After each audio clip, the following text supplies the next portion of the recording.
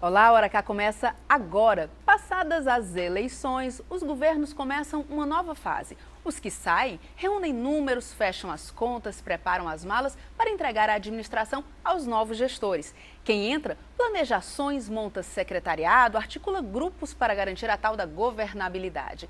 E com a experiência de quem acompanha essas movimentações, o secretário de Saúde, Ciro Gomes, vai contar aqui no Hora H os bastidores da política. Ele já foi prefeito, governador, deputado, ministro 2 vezes, é secretário do governo Cid, de quem é irmão, e já coordenou a campanha do petista Camilo Santana para a sucessão do atual governo. E vai responder a perguntas que estão na pauta do dia. Afinal, qual secretário de Cid permanece na gestão de Camilo? Existe mesmo uma milícia dentro da polícia do Ceará? É isso que a gente vai saber agora com o Ciro, ou não, né? Vamos ver se ele vai contar essas coisas pra gente. Ciro, primeiro, obrigada pela participação muito prazer, aqui. Kézia. Mais uma vez pela confiança. Sempre muito prazer. Eu vou deixar essas perguntas mais polêmicas mais para frente. Agora eu quero começar falando sobre a Secretaria de Saúde, que está sob sua responsabilidade desde setembro do ano passado. O que é que a gente tem de transformação na saúde, no governo Cid, nesses últimos meses, e o que é que fica para o próximo governo? Depois dessa já relativamente longa vida pública, eu fui chamado pelo Cid para ajudar a colocar em funcionamento pleno uma estrutura que tende a ser a melhor rede de saúde pública do país, sob o ponto de vista da responsabilidade do Estado, porque nessa coisa do SUS tem muita confusão. Então, posto de saúde, atenção básica, isso é responsabilidade dos municípios. O Estado fica com atenção secundária e terciária, aí nós também montamos uma rede de policlínicas, enfim.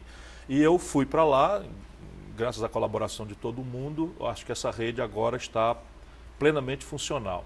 Só para você ter uma ideia, nós temos 25 UPAs funcionando, não existia nenhuma. Você pode imaginar o que seria as filas dos hospitais públicos e privados se não tivéssemos 3 milhões de atendimentos feitos pelas UPAs já, né? Nós temos 19 policlínicas, que são essas clínicas com especialistas e aparelhos para exames especializados, que é hoje a grande carência da capital, mas 19 já estão funcionando no interior e ainda antes de sair nós entregaremos a de Maracanaú, a de Canindé e a de Crato. São, portanto, 22 policlínicas cobrindo 100% da população do interior e agora já está comprometido o prefeito Roberto Cláudio e o Camilo Santana, nosso governador eleito, já se comprometeu de ajudar. São 6 policlínicas em Fortaleza. Nós vamos resolver de uma vez por todas esse problema do exame, né, especialista, da consulta com especialista. Sob o ponto de vista de atenção, saúde bucal, o Ceará tem já 100% da população coberta por uma rede de 18 CELS, Centros de Especialidades Odontológicas. E sob o ponto de vista de hospital, que é uma coisa muito complexa, onde as pessoas mais vulneráveis são chamadas, nós dobramos, o governador Cid dobrou a quantidade de leitos de hospital que existia durante todos os governos que o antecederam. Isso quer dizer que nós duplicamos o HGF, acabamos lá o tal piscinão, inclusive com leitos de retaguarda. O SEIB foi ampliado, o Messejana foi ampliado, o César Caos foi ampliado, inclusive projetou-se para botar 100% funcional o Hospital da Mulher, que hoje está fazendo 500 partos por mês. Fortaleza tinha uma carência grave nessa questão de atenção materno-infantil. E no interior, o Hospital Regional do Cariri já atingiu 1.300.000 atendimentos e está zerando a fila de traumato-ortopedia da capital. Como a capital tem uma imensa fila de cirurgias eletivas, de braço, perna quebrada, prótese, essas coisas, e o Cariri já zerou a fila da região toda, nós estamos levando os pacientes, sob custo do Estado, da fila daqui de Fortaleza para zerar lá com a capacidade instalada de alta tecnologia, com profissionais de alto gabarito, lá no Hospital do Cariri. O Sertão Norte, o Hospital Regional Norte, já atingiu 500.000 cearenses atendidos e lá nós estamos zerando a fila de neurocirurgia da capital. Aliás, já zeramos a fila, são 638 pacientes que aguardavam aí 10, 12 anos, às vezes até sem condição de esperar, porque são aneurismas, são problemas, enfim, com alta sofisticação tecnológica, uma equipe de alta qualificação também. Isso significa que gradualmente nós estamos enfrentando aquilo que na cabeça da população é, com razão, ao lado da segurança, o maior problema. Agora, o que é que fica para o governo Camilo Santana fazer e avançar nessa... Ele tem o compromisso de concluir a construção que nós vamos iniciar agora do Hospital Metropolitano de Fortaleza, é o maior hospital do Ceará, será o maior hospital do Ceará com 500 leitos, na verdade 486 leitos, 500 profissionais de medicina, né? Ele vai ser ali, já está começando o desmatamento, vai ser ali em Maracanaú, atendendo no anel viário, que está sendo duplicado, e qualquer pessoa de Caucaia, Itaitinga, Pacatuba vai chegar ali em 10, 15 minutos. Ele tem ali ponto e tal, e vai atender essa grande massa de Fortaleza que hoje lota o HGE, o IJF e os Frotinhas e os Gonzaguinhas. Então esse é um hospital de trauma, altamente sofisticado também, vai ser operado por uma PPP, significa que toda a parte de prédio, máquina e pessoal não de saúde será privado, o Estado paga pelo serviço e só os profissionais de saúde serão contratados pelo Estado. Vai também fazer o Hospital Regional do Vale do Jaguaribe, com isso nós aperfeiçoamos 100% da rede e para a capital só virão mesmo os pacientes daqui da região, porque esses hospitais têm resolutividade para resolver praticamente todos os problemas, a não ser que seja um transplante, aí evidentemente, mas isso nós temos capacidade instalada para fazer tanto no HGF, quanto no Messejana, quanto no Sabin, e somos até vice ou terceiro lugar no Brasil em volume de transplantes. Agora a questão dos médicos, né? Porque sempre a campanha desorientou muito a população, porque foi muita mentira, muita mitificação. As pessoas, os politiqueiros sabem que o povo sofre com a questão da saúde. E em cima disso se dando a conversa merda e falar bobagem e tal, não sei o quê. Né? Por exemplo, o candidato que perdeu a eleição prometeu fazer um concurso para mais 12 mil profissionais. Ele não tem a menor ideia do que é que isso significa, porque não cabe mais 12 mil profissionais, porque ele inventou um papo que os hospitais são prédios que não tem gente dentro. Só agora eu estou fazendo o concurso, a seleção para o Hospital Regional do Sertão Central, que ficou pronto. Vamos contratar agora 1.700 profissionais. No Cariri funcionam 2.000 profissionais. E esses profissionais, assim, algumas coisas tudo bem você fazer concurso, mas outros os concursos dão desertos. Por quê? Porque os médicos descobriram a possibilidade de ganhar muito mais através de cooperativas. Então eles se organizam, cooperativa dos anestesistas, cooperativa dos cirurgiões, cooperativa dos neurologistas, e acertam com o Estado um contrato por cooperativa. Os sindicatos médicos reclamam concurso, nós estamos prontos para fazer o concurso, mas a gente faz e os médicos não vão. Com razão, porque se você fizer concurso, eles trocam o salário por estabilidade. Só que há uma super demanda por médico e ele não tem problema nenhum de estabilidade. Enfim, entendeu? Bem, já que o senhor falou do candidato adversário, né, do Camilo Santana, vamos entrar já na questão da eleição. Essa campanha ela foi uma campanha com discursos bastante acirrados. O senhor, no Facebook, usou seu Facebook para fazer campanha e criticando um ex-aliado, né, do senhor, do seu irmão também. Como é que ficou essa relação? A campanha a gente sabe como é que começa, não sabe como é que termina. Sempre tem essa história. Eu não costumo pessoalizar as minhas relações, não, na política. Imagina, eu tenho 36 anos de luta, sempre a serviço do Ceará. Podem me acusar de tudo, mas nunca respondi sequer um processo para ser absolvido por cometimento de qualquer falcatrua, qualquer irregularidade. E sempre procurei dar o melhor de mim ao Ceará e ao Brasil. Até eu acho que o meu mais doído adversário reconhece isso. Pode me criticar pelo meu jeito de fazer, também não estou mais a fim de mudar a essa altura da vida. Agora, não pessoalizando a relação, eu também digo com clareza aquilo que eu considero obrigação, porque tem uma confusãozinha aí, que é assim, campanha tem que ser uma coisa de alto nível. Ok, eu não vou invadir tua vida privada, eu não vou refletir publicamente sobre suas preferências sexuais, isso é uma dimensão particular da sua vida que nada tem a ver. Você pode ser um machão e ser um bom político, pode ser um gay, pode ser um bom político, pode ser uma lésbica e ser uma boa política, enfim, pouco importa. Agora, a relação do cidadão que está na política com dinheiro, especialmente com dinheiro público, isso não tem nada a ver com baixaria. Isso é obrigação da gente esclarecer, porque senão por onde é que vai saber a população? Então você tem lá, por obrigação legal, todo político na véspera da eleição tem que declarar o seu patrimônio para o Tribunal Eleitoral. Para quê?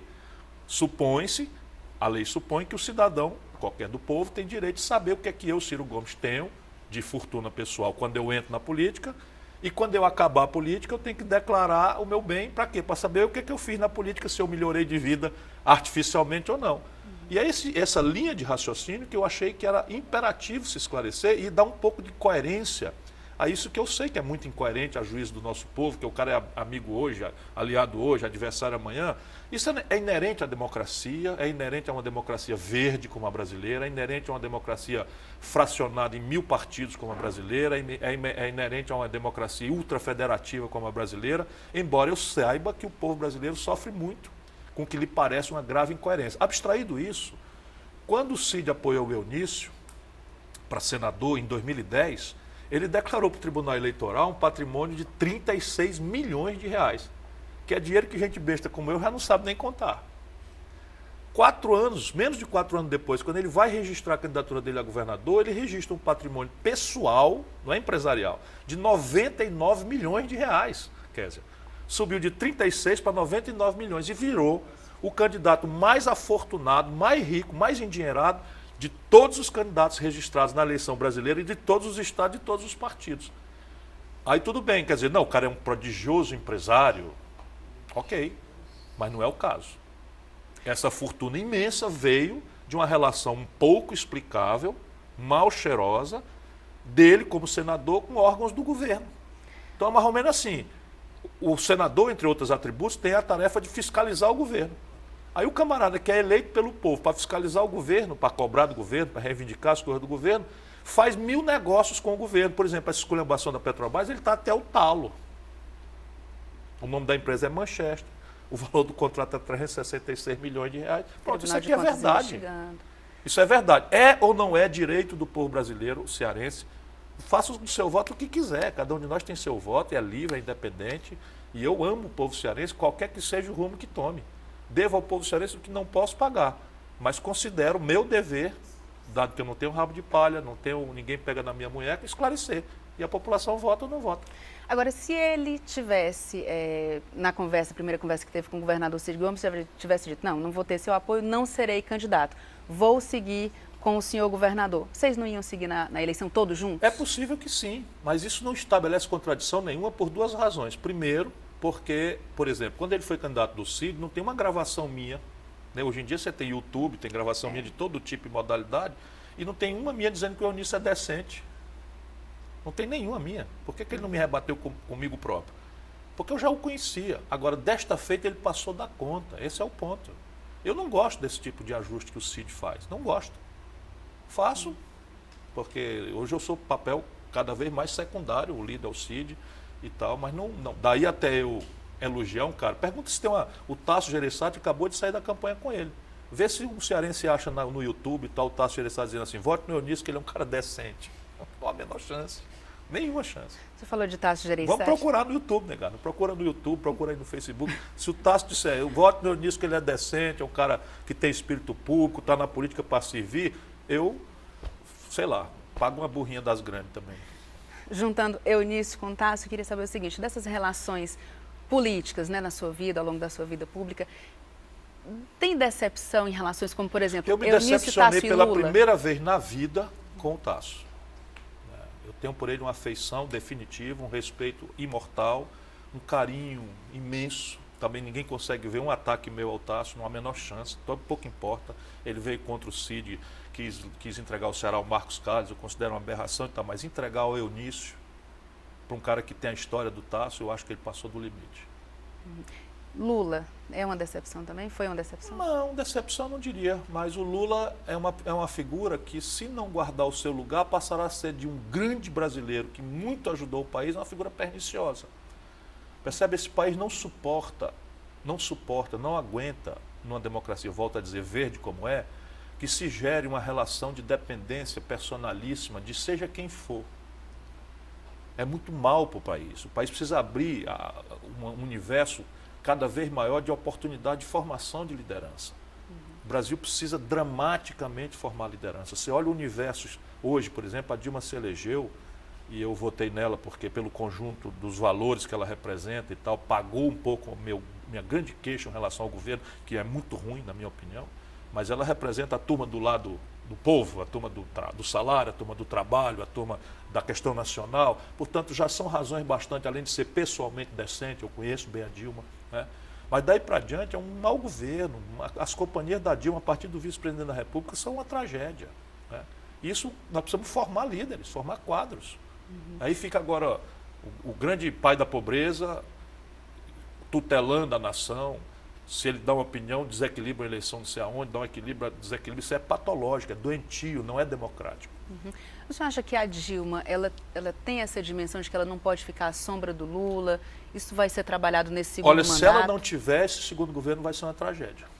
Eu escrevo para a revista Carta Capital, que está essa semana nas bancas, e o meu artigo até tinha um título diferente, que eles acham que resolveram achar que era muito duro e trocaram por um tão duro quanto, mas o título era Sem Mudança, Sem Futuro. Se ela não mudar, o país vai viver dificuldade tremenda. O ano de 2015, se fizer tudo que tem que ser feito, vai ser terrível para o Brasil. E se não fizer, vai ser pior ainda. Por quê? Porque eles adiaram graves desequilíbrios, deixaram de considerar, o país está sendo tocado da mão para a boca. Né? Você tem questões estruturais do Brasil, por exemplo. São coisas que parecem não serem populares, mas são dramaticamente populares nas consequências. O Brasil tem hoje um desequilíbrio nas suas contas com o estrangeiro, em dólar, que é o maior da história e está crescendo. São 86 bilhões de dólares. Aí diz assim, e daí? O povo não tem nada com isso. E daí é o seguinte, todos os preços relativos são sensíveis ao dólar. Quando você tem um buraco muito grande, a tendência é desvalorizar o real. Por quê? Porque você não compra dólar, mas você paga a passagem de ônibus. A passagem de ônibus, o principal insumo dela é o óleo diesel. O óleo diesel é petróleo é dólar. Aí você não compra dólar, mas compra remédio. 86% da química fina dos pozinhos, dos líquidos dos nossos remédios, vem do estrangeiro, paga em dólar. Depois você não compra dólar, mas come pão. Pão é trigo, trigo é dólar. E assim sucessivamente, tudo é dólar. Então, se você tiver uma desvalorização do real, você vai precisar de mais real para comprar a mesma quantidade de remédio, de passagem, ou de coisa. O nome disso é inflação, caristia. E está voltando mesmo? É uma pressão. Ou é só uma ameaça? Não. Hoje há um imenso terrorismo em relação a isso, motivado por uma intenção inversa. Qual é a intenção? Como você tem uma inflação no limite do teto da meta, que é 6,5%, a banqueirada está faturando menos no juro, porque o juro que importa para o banco é a diferença entre a inflação e o juro real. Como o juro real estava em 11% e a inflação em 6,5%, o juro real caiu para 4,5%, que já é o maior do mundo. Mas estão pressionando a Dilma para a Dilma aumentar o juro, e já aumentou, o que é um erro trágico. Nós não vamos sair disso de forma atabalhoada, se rendendo ao submundo do mercado, ao submundo da política. E agora vem aí aumento de gasolina, que é uma desconstituição completa do compromisso popular dela. Está errado. Não quer dizer que você não tenha que aumentar a gasolina. Ninguém faz brincadeira, não existe almoço de graça. Mas fazer isso fora de uma estratégia em que o sacrifício seja posto em coerência com o ganho de futuro pactuado com a população é a tarefa da Dilma. E ela não tem nem gente para pensar sobre isso. Vamos falar no próximo bloco sobre Petrobras, milícia, secretária. É muita coisa que tem para a gente falar no Hora K. Você não sai daí porque a gente volta já já.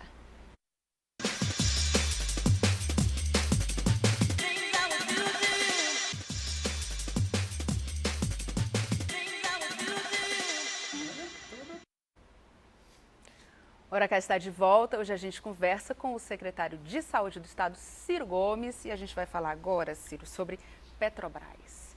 Tem esses escândalos aí da Petrobras, estão sendo descobertos. Enfim, agora, essa semana a gente teve o cearense Sérgio Machado, que saiu da Transpetro. Saiu de um jeito que ele está tendo sorte, viu? Porque o que estava acontecendo ali, vou dizer. Não é a primeira vez, inclusive, que você fala sobre esse assunto. A gente, um ano atrás, já falava sobre isso. E parece que nos bastidores todo mundo sabe que tem alguma coisa muito errada acontecendo Brasília não ali. vive disso? Brasília vive de segredo de polichinelo. Mais ou menos todo mundo sabe quem está roubando aonde. Quanto não, quanto é segredo. Né?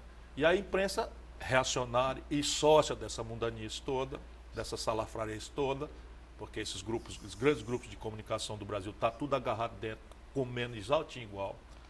Né? Naturalmente, lavando dinheiro com verbos publicitários de monopólio, por exemplo. Por que a Petrobras tem de ficar fazendo propaganda, se não tem ninguém competindo com ela? Então, bota lá que nem os bancos e tal. Aí, resultado prático. A imprensa escolhe o escândalo da vez para fragilizar o governante que ela não quer, para forçar o governante a se ajoelhar e fazer o que ela quer, em nome dos interesses estrangeiros, dos interesses da grande banca, etc. Esse é o grande pacto no Brasil, que o PT está traindo o compromisso de romper. E o PMDB está o PMDB ligado a isso? Tirante de sessões e azar, vamos sempre lembrar disso, mas o PMDB especializou-se nisso, virou uma quadrilha de salteadores, cujo único fator de unidade é chantagear junto. Qualquer governo de qualquer época. Mal acabou a eleição, agora a gente já tem o vice-presidente da República, teve almoço, jantar com algumas lideranças lá no Senado e parece que sempre estão preparando alguma coisa para chantagear a própria presidente, isso na cara da freguesia. Governo. Isso na cara da sociedade brasileira. E o que pode ser feito para evitar a única forma de ruptura com isso, dado que houve uma conciliação por conveniências eleitoreiras, tempo de televisão ou medo de CPI, então é inacreditável. O Michel Temer é o deputado federal era o deputado federal menos votado de São Paulo. Não se elegeria deputado federal. nessas eleições, vira vice-presidente da República. Em nome de quê? Em nome de representar quais valores, quais interesses, quais regiões, quais nacos populares ele trouxe. Nada. É só o cartóriozão do PMDB, porque essa turma... Então, agora, dado que esse mal está feito, só tem um jeito, é a presidente passar uma risca no chão e dizer daqui para trás. E ela faz isso? Se ela não fizer isso, ela vai para o chão.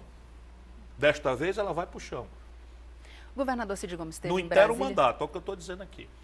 O governador Cid Gomes esteve em Brasília conversando com a presidente Dilma e falou sobre essa questão de ter uma frente de partidos, enfim, mas chegou a falar também na criação de mais um partido político aqui no Brasil. Seria essa a saída?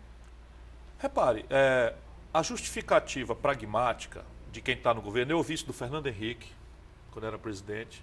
No primeiro mandato do Lula, eu aceitei ser ministro, porque ele não aceitou essa relação. Depois o Zé Disseu o convenceu de que era feito, eu não fiquei mais no governo.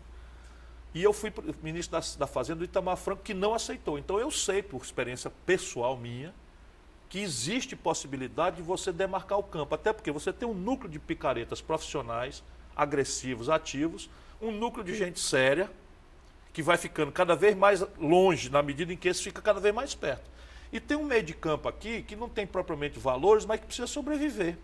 Se a linguagem prestigiada for aquela da putaria, da esculhambação, eles encostam para lá. Aí você fica com esmagadora maioria agarrada na esculhambação.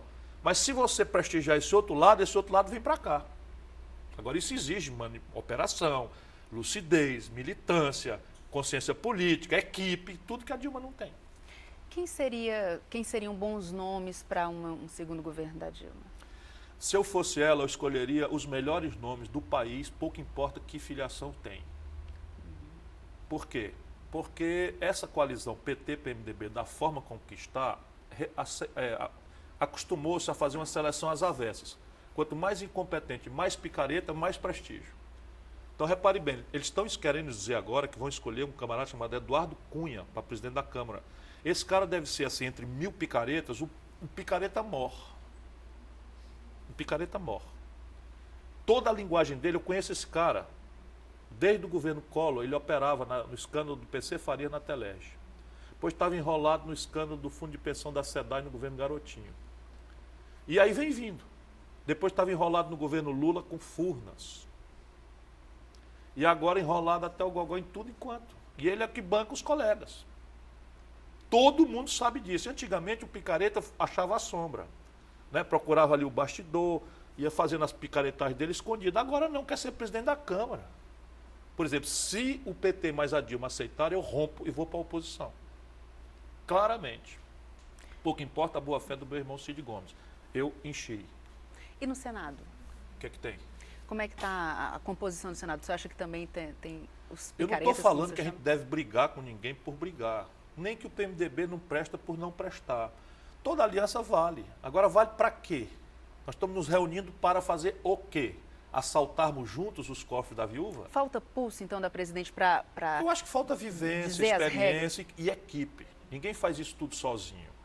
Ela, incrivelmente, nomeou, agora melhorou muito, porque está lá o Berzoini, que é um profissional.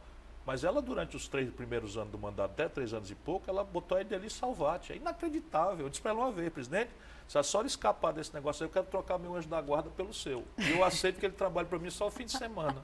Porque não é possível. Vamos falar aqui do governo estadual, futuro governo Camilo Santana. A gente vê ali na Assembleia uma movimentação também já dos articulando e tal, a oposição, né, que vai ser maior, agora deve ser maior para o governo Camilo Santana do que foi para o governador Cid Gomes. Pelo menos os parlamentares que foram eleitos já se colocam ali, pelo menos mais ou menos 10, eles se colocam como oposição. Como é que é feito esse arranjo ali, essas negociações, a conversa para definir quem realmente vai ser oposição, não vai isso aderir você tem que aqui ao perguntar grupo? para o governador eleito, Camilo. Eu, por exemplo, Ciro Gomes, governei o Ceará. E eu não mexi na estrutura de partidos.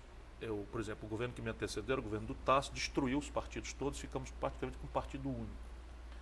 Depois, esse partido único rebelou-se contra nós e acabou perdendo as eleições todas. Eu já fui eleito com uma boa maioria. E eu mantive o meu vice-governador era do PDT, mantive igual. A oposição a mim era o PT, eu sempre tive excelente relação. PCdoB, sempre tive excelente relação, mas cada qual no seu cada qual. e governei em paz, com critério, né? O Cid já tem essa opção pessoal de negociar com todo mundo, né? De abranger todo mundo e tal. E não sei qual é o estilo do Camilo, acho que parece mais com o do Cid do que com o meu. Os parlamentares lá estão pedindo mais diálogo e acreditam que pela postura que ele tinha na Assembleia, ele abriria para ouvir mais os Cid foi presidente da deputados. Assembleia, eleito por unanimidade. Talvez se o Cid tem algum defeito, não é falta de diálogo. Isso é outro papo furado que surgiu nessa eleição. Quer dizer, Aqui pega também. o diretório estadual do PMDB, pega o diretório estadual do PMDB ou as empresas do Eunício, vê quem são os membros. É a mãe, o tio, o avô, o cachorro, o gato, o pato, a galinha, o compadre, a comadre, o sócio e tal. Não tem ninguém articulado de política. Não é o nosso caso. Pelo amor de Deus, cearense, goste ou não goste da gente, espera um pouquinho. O Cid acabou tendo um governo popularíssimo, acabou de entregar o governo a outro partido, a um cidadão de outra região.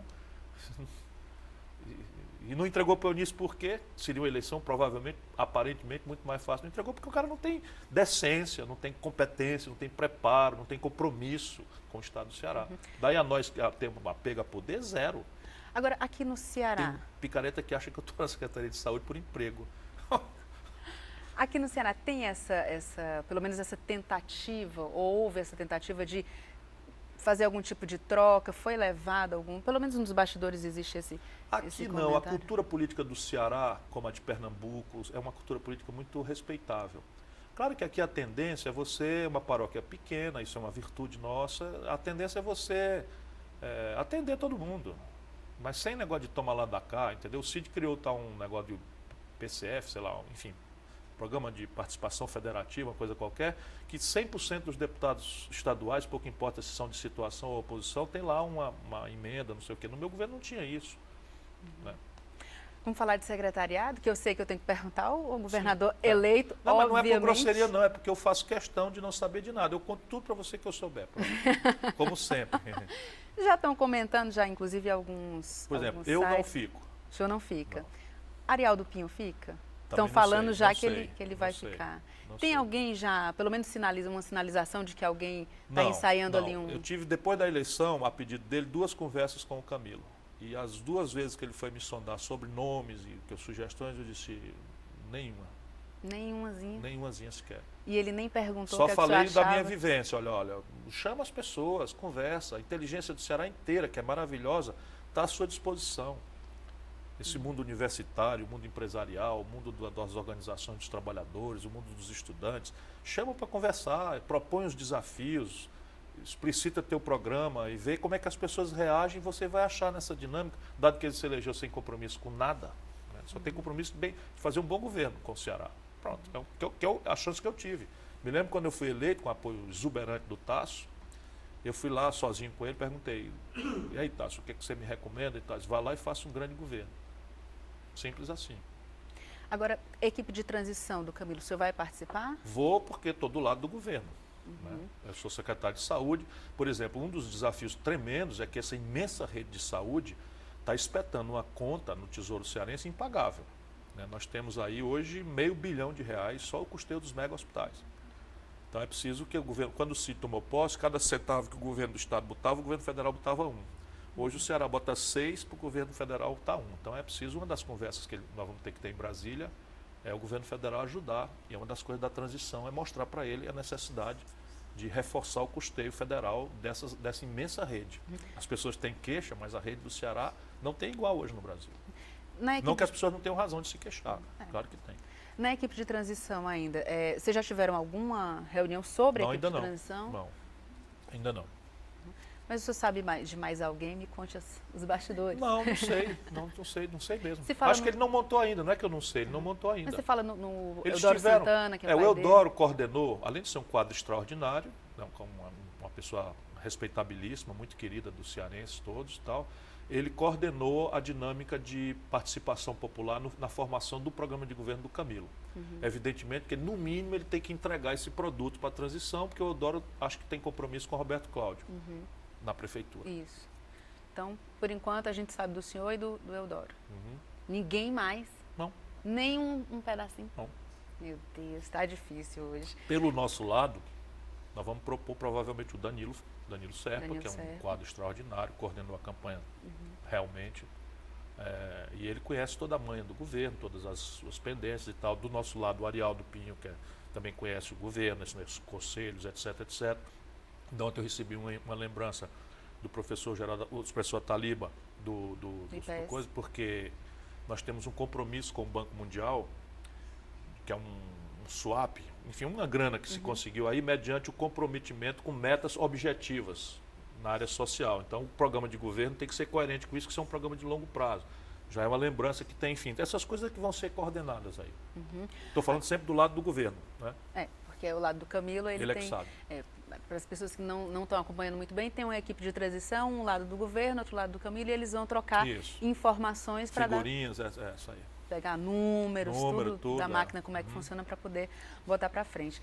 Secretário, dos partidos que durante a eleição, né, alguns estavam com o governador Cid Gomes, mas aí até por questões partidárias mesmo, nacionais, foram para a candidatura do Eunício Oliveira. Está tudo de volta.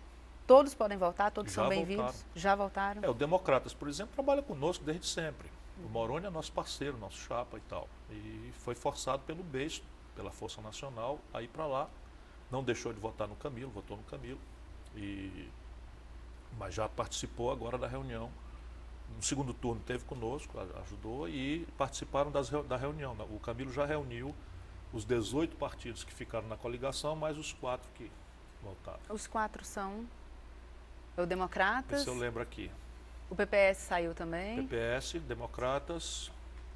O PSC na metade voltou? PSC.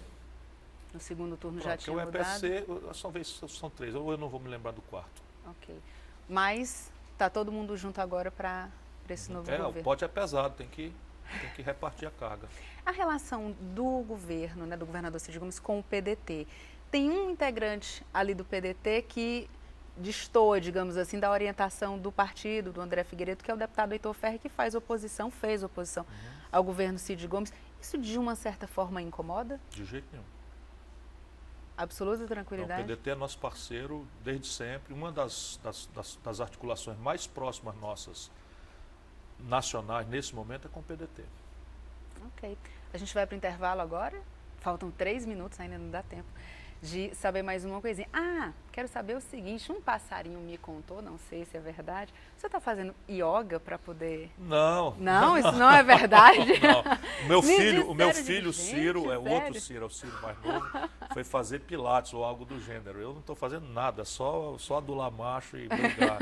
Agora é que eu vou retomar minha vida pessoal.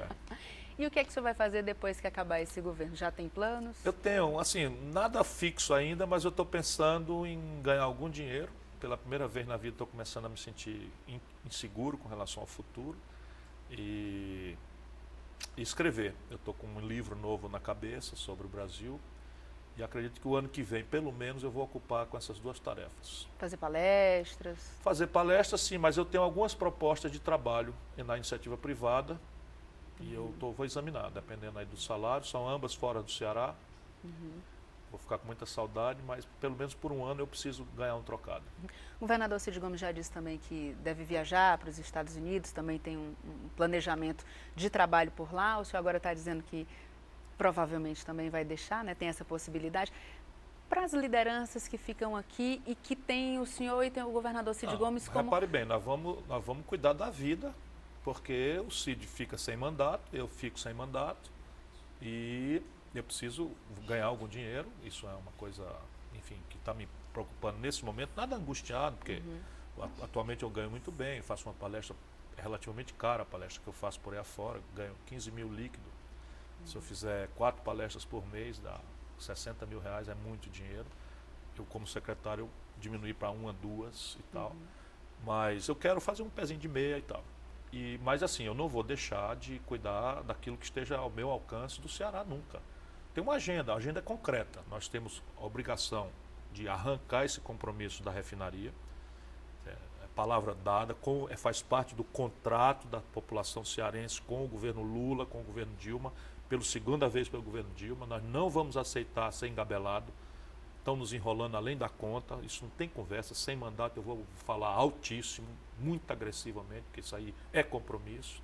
Quero ver a água do São Francisco chegar aqui o ano que vem, Quero ver as 2 etapas do Cinturão das Águas, trazer água para os sertões do Crateús, sertão dos Inhamuns, que são as regiões mais secas. Quero ver a Transnordestina, aliás, tem novidade boa, né? Nós conseguimos finalmente agora o contrato de Missão Velha, que já está pronta, até a Copiara. E já tivemos uma reunião, Suvi e Chupucana ao mesmo tempo, essa semana com os empreendedores privados. Eles estão interessados em concluir a Transnordestina, que permite a industrialização do interior do Ceará. Boa notícia. Enfim, é uma agenda. Essa agenda eu vou estar guiado por ela até morrer. Ou entregam, ou vão me ver brigando. Por falar em brigar, o senhor já tinha falado aqui no programa sobre a existência de milícias dentro da polícia do Ceará. Eu quero saber como é que está essa situação, mas agora a gente vai para o intervalo e no próximo bloco a gente continua conversando aqui com Ciro Gomes. A gente volta já.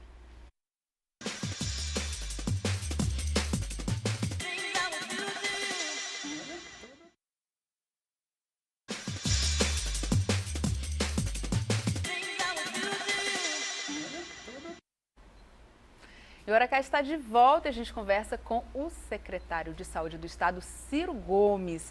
Secretário, o senhor tinha feito já declarações sobre essa questão da milícia aqui no Ceará, da existência de uma milícia.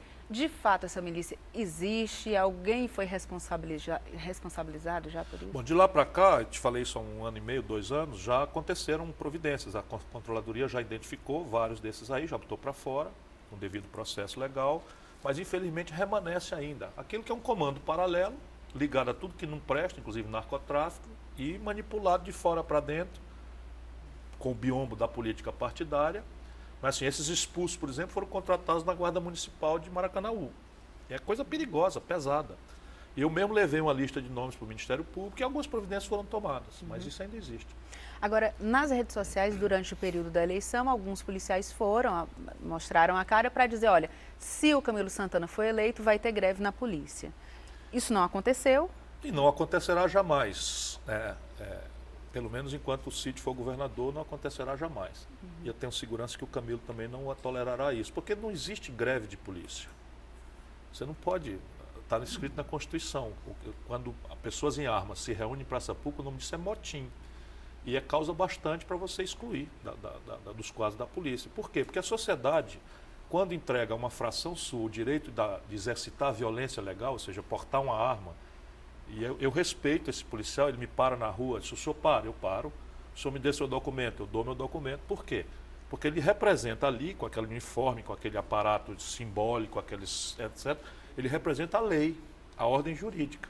Se ele, a partir daquele conjunto de símbolos, começa a agir como um marginal, ou seja, contra a lei, e começa, por exemplo, a dizer que imagina o que é um golpe militar, é o que faltava agora, dizer assim, a sociedade cearense vai votar, e se não votar no candidato que o Meganha quer, vai haver caos na cidade, como aconteceu com Fortaleza. Eu estou dizendo, às vezes eles querem misturar, quando eu falo dessa minoria, para poder causar comoção, como se fosse de todos. Não, a maioria esmagadora eu conheço, fui comandante da polícia.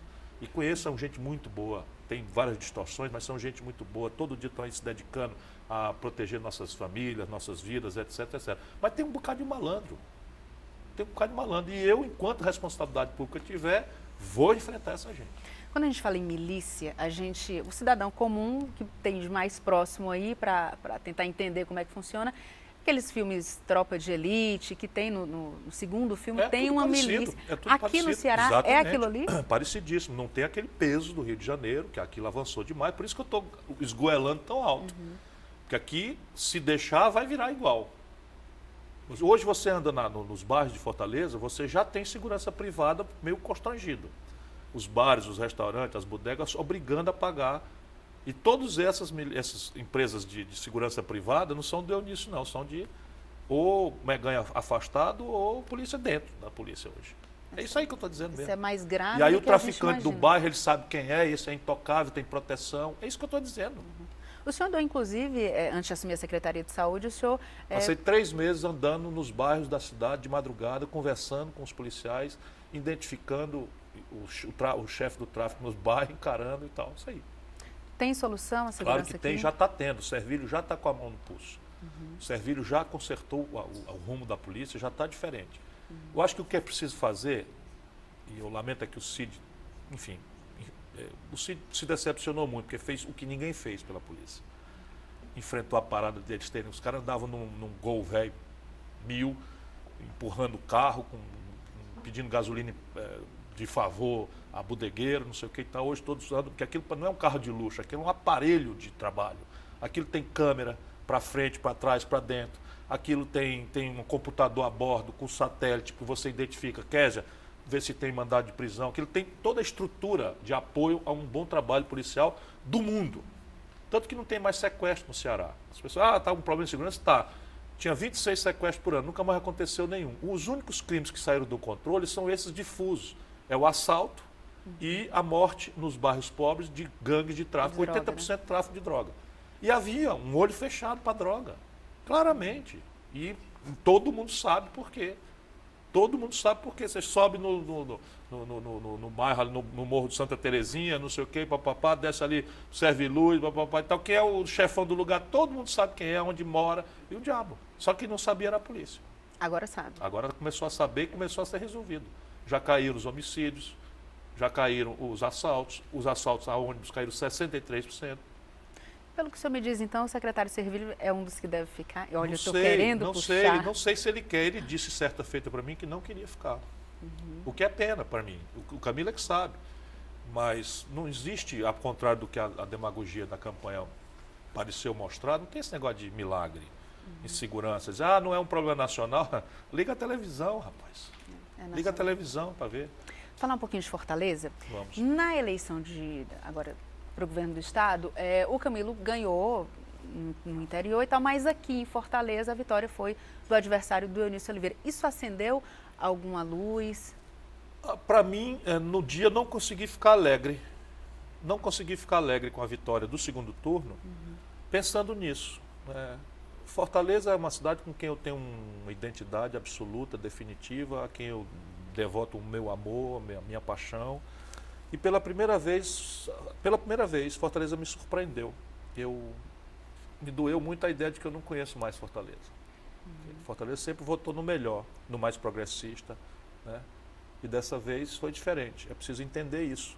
Mas é uma preocupação para a reeleição do prefeito Roberto Cláudio ainda para frente? Creio que essas coisas se comuniquem assim instantaneamente, não. Assim, evidentemente você tem em Fortaleza a concentração da crítica ao governo Cid em relação à segurança, enfaticamente, mas não é só a segurança, a saúde também, né? Tanto que eu aceitei o desafio de tentar melhorar a saúde.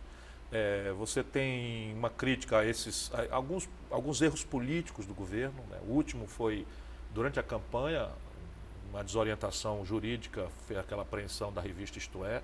Por maior aberração que seja, apreender uma revista não é a providência correta. Você deve, como eu faço, processar, ir para cima, esculhambar e tal, mas aprender é um erro crasso, né? Enfim, nós vamos precisar entender isso. Eu, por exemplo, hoje estou muito dedicado a procurar entender, conversar, ouvir as pessoas para entender o que foi. O prefeito Roberto está executando um plano, o Roberto Cláudio, e ele vai chegar na avaliação própria, na hora, como um dos maiores prefeitos da história da cidade. Não é por carinho que eu tenho imenso por ele, não. É porque os postos de saúde estavam todos fechados, mal esbudegados e tal. Ele contratou mais 300 médicos, está botando todos os postos para funcionar 12 horas por dia, de 7 da manhã às 7 da noite.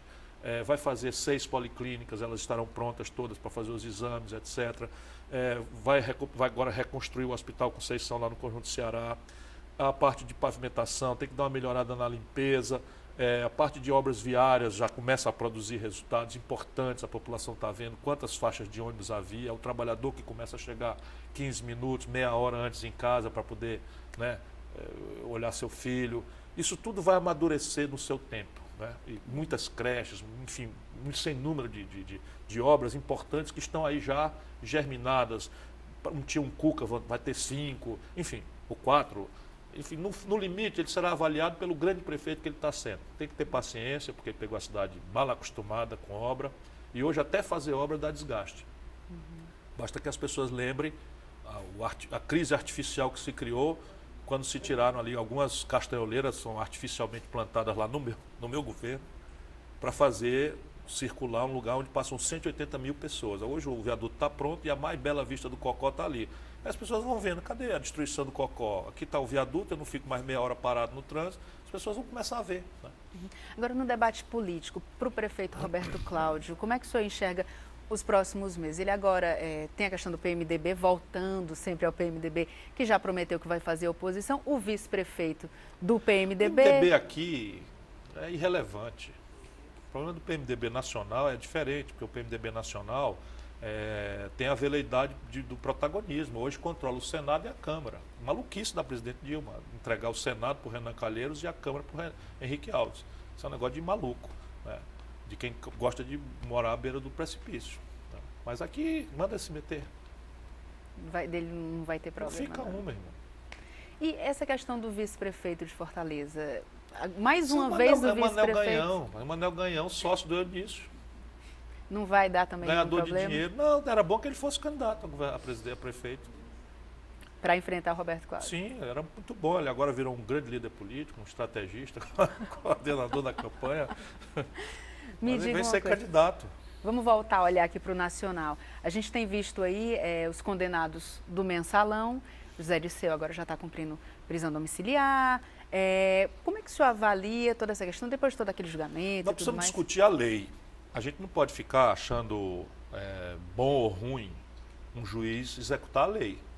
Eu, particularmente, há muito tempo estou reclamando que a lei brasileira, especialmente a lei de execução penal, o Código Penal e o Código de Processo Penal, são leis ruins, são leis impertinentes, incompatíveis com o atual estado de pânico, de medo que a sociedade brasileira está vivenciando. Não conhecem a sociedade tisnada pela droga, pelo crime organizado, pela milícia dentro das polícias e tal. A nossa lei está completamente fora de época.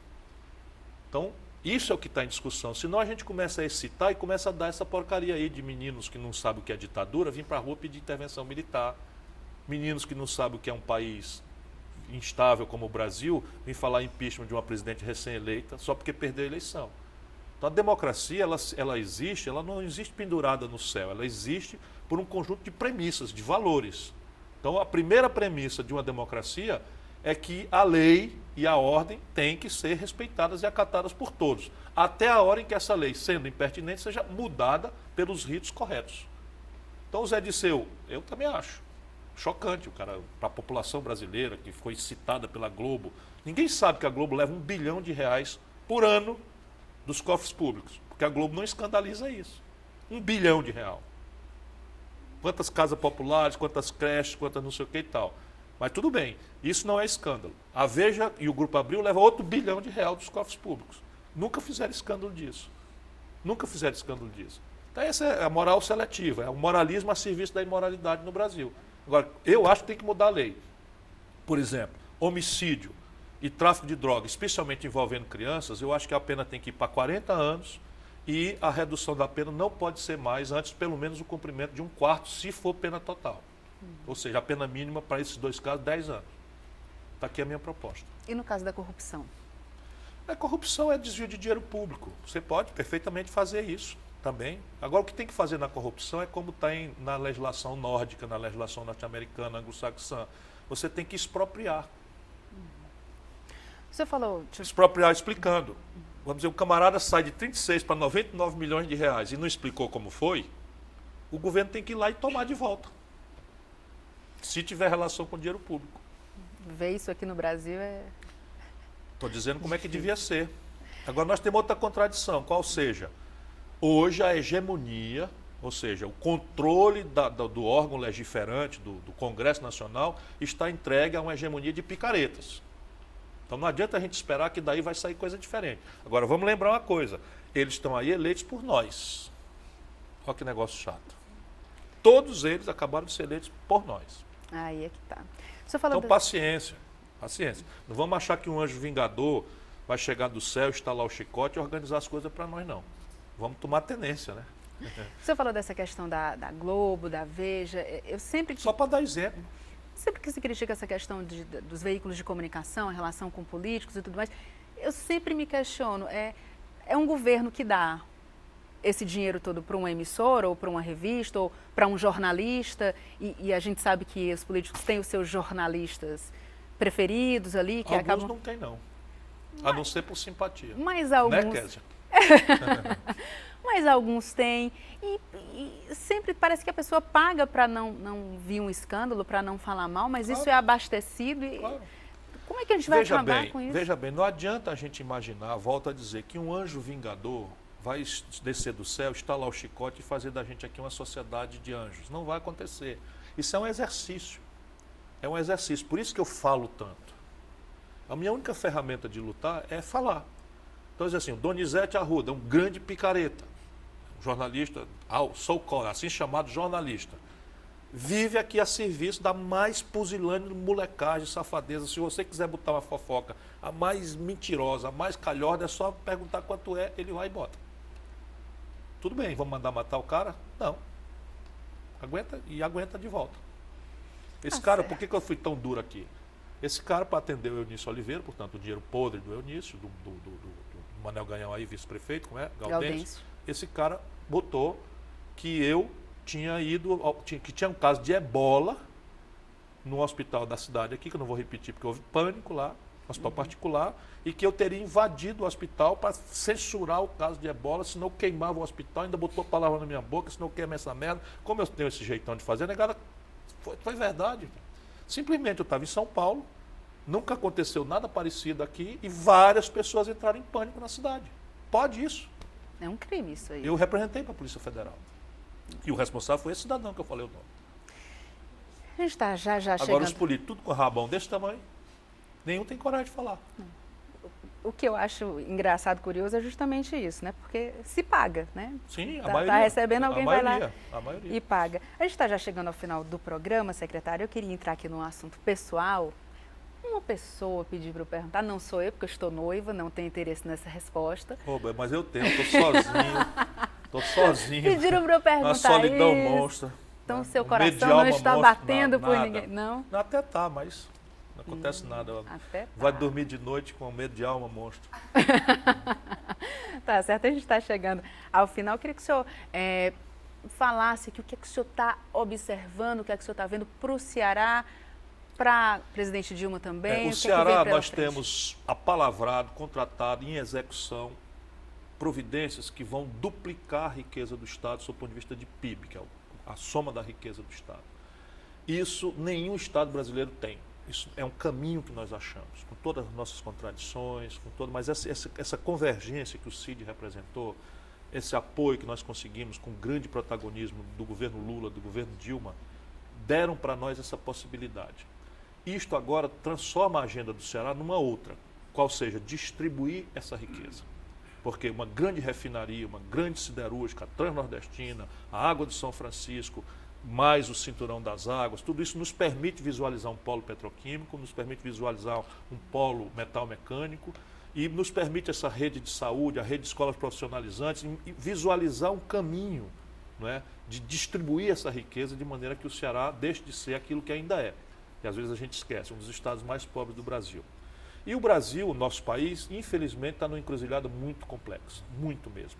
A presidente Dilma tem a possibilidade, conquistada a duríssimas penas, junto a uma campanha muito canalha, uma campanha muito em que não faltaram elementos golpistas, como essa capa da Veja na última hora, e ela não devia esquecer quem foi que garantiu a ela continuar no poder. Trair esta confiança e conciliar com os canalhas será para mim fatal. Ok, secretário. Obrigada. Obrigado Boa a você. Sorte. Depois o senhor volta aqui para falar do livro? Com muito prazer. Tá certo. Você... eu tenho que dar os parabéns. Tá? Semana do aniversário, não vamos dizer o dia. Semana do aniversário, parabéns. Isso, terá 57 anos. Olha só, você que nos acompanha, muito obrigada pela sua audiência. Você sabe que próxima semana a gente tem encontro marcado aqui. Mandar um abraço para o pessoal da loja Thelma Holanda, do meu camarim também. Um beijo para todo mundo. Gente, obrigada por tudo e na próxima semana a gente está aqui de volta. Tchau.